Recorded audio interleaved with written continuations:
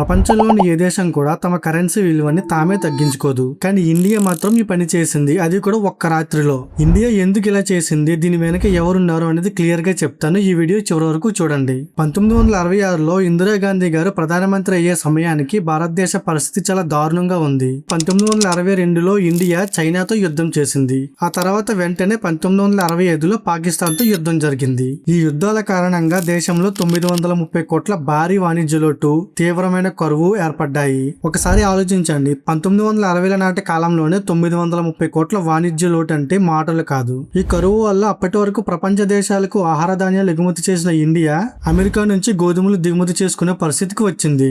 భారతదేశ పరిస్థితులన్నింటినీ దూరం నుంచి గమనిస్తున్న అమెరికా, ప్రపంచ బ్యాంక్ ఇంకా IMF తో కలిసి ఒక ప్లాన్ రెడీ చేసి ఇందిరాగాంధీకి పంపారు. అదే రూపాయి విలువను తగ్గించే ప్లాన్. రూపాయి విలువను తగ్గిస్తే ఆర్థిక సహాయం చేస్తామని ప్రపంచ బ్యాంక్ మరియు IMF మాటిచ్చాయి. మొదట ఇందిరాగాంధీ గారు ఈ నిర్ణయాన్ని వ్యతిరేకించారు. కానీ పరిస్థితులు మరింత దిగజారడంతో 1966 జూన్ 5 అర్ధరాత్రి కేబినెట్ కి కూడా చెప్పకుండా రూపాయి విలువను తగ్గిస్తూ సైన్ చేశారు. అంతే, ఒక రాత్రిలో $1 విలువ ₹4.76 నుంచి ₹7.56కి వెళ్లిపోయింది. ఇందిరాగాంధీ గారు తీసుకున్న ఈ నిర్ణయానికి దేశ ప్రజల నుండి అలాగే సొంత కేబినెట్ నుండి కూడా చాలా వ్యతిరేకత వచ్చింది. చివరికి మిత్ర దేశమైన రష్యా కూడా ఈ నిర్ణయాన్ని వ్యతిరేకించింది. కానీ అసలు ట్విస్ట్ ఏంటంటే, సహాయం చేస్తామని చెప్పిన ప్రపంచ బ్యాంక్ ఇంకా IMF వాళ్ళ మాటను నిలబెట్టుకోలేదు. కానీ అమెరికా మాత్రం $1 బిలియన్ ఆర్థిక సహాయాన్ని చేసింది.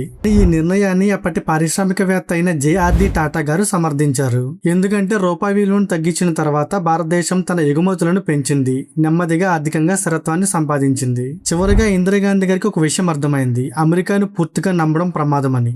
అందుకే తర్వాత భారత్ మళ్ళీ రష్యాకి దగ్గర అయింది. సో గైస్, ఈ వీడియో మీకు నచ్చినట్టయితే కనుక లైక్ చేసి మీ ఒపీనియన్ కామెంట్ చేయండి. అలాగే ఈ వీడియోని మీ ఫ్రెండ్స్ అండ్ ఫ్యామిలీకి షేర్ చేయండి.